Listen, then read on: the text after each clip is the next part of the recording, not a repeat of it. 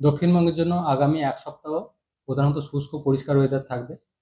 রাতের তাপমাত্রা বর্তমানে দক্ষিণবঙ্গের জেলাগুলোতে হয় স্বাভাবিকের কাছাকাছি, পশ্চিমের জেলাগুলো বিশেষ করে স্বাভাবিকের থেকে কিছুটা বেশি রয়েছে। গত 24 ঘন্টায় কিছুটা বেড়ে গেছে পশ্চিমের জেলাগুলিতে, বিশেষ করে কলকাতা পার্শ্ববর্তী অঞ্চলে বর্তমানে স্বাভাবিকের কাছাকাছি রয়েছে। তো আগামী 24 ঘন্টায় খুব একটা চেঞ্জ নেই। তারপর পরবর্তী 3 দিনে রাতের তাপমাত্রা 2 থেকে 4 ডিগ্রি মতো কমবে। বেশি কমবে বিশেষ করে পশ্চিমের জেলাগুলো, যেখানে অলরেডি কিছুটা বেশি রয়েছে।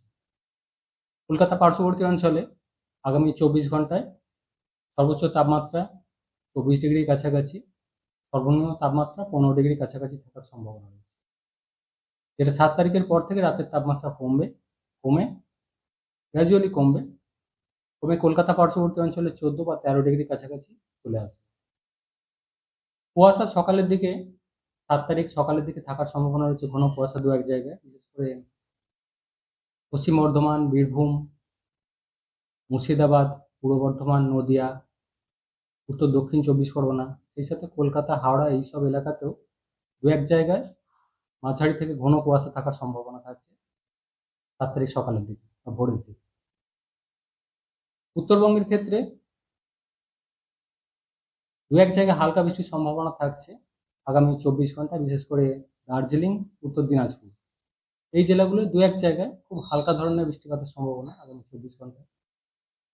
7 তারিখে উত্তরবঙ্গের উত্তরের জেলাগুলো দার্জিলিং, কালিম্পং, জলপাইগুড়ি, আলিপুরদুয়ার এই জেলাগুলো দু এক জায়গায় হালকা বৃষ্টির সম্ভাবনা। দার্জিলিং ক্ষেত্রে তুষারপাতের সম্ভাবনা থাকছে 7 তারিখ নাগাদ।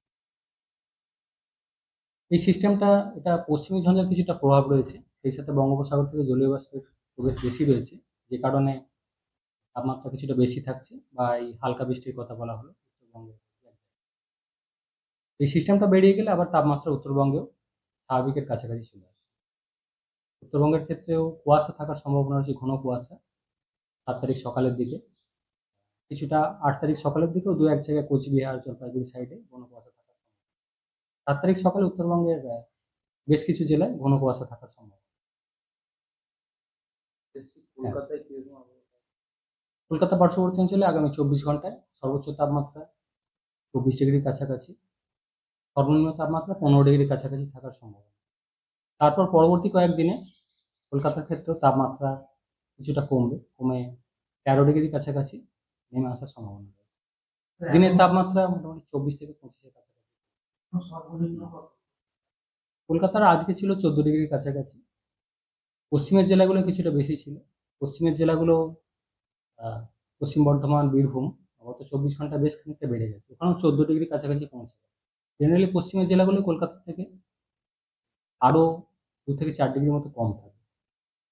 তো যে তাপমাত্রা কমার কথা বলা হচ্ছে, সেটা বেশি কমে পশ্চিমের জেলাগুলো, কমে হয়তো 11-10 ডিগ্রির কাছাকাছি কোথাও চলে আসে পশ্চিমের জেলা।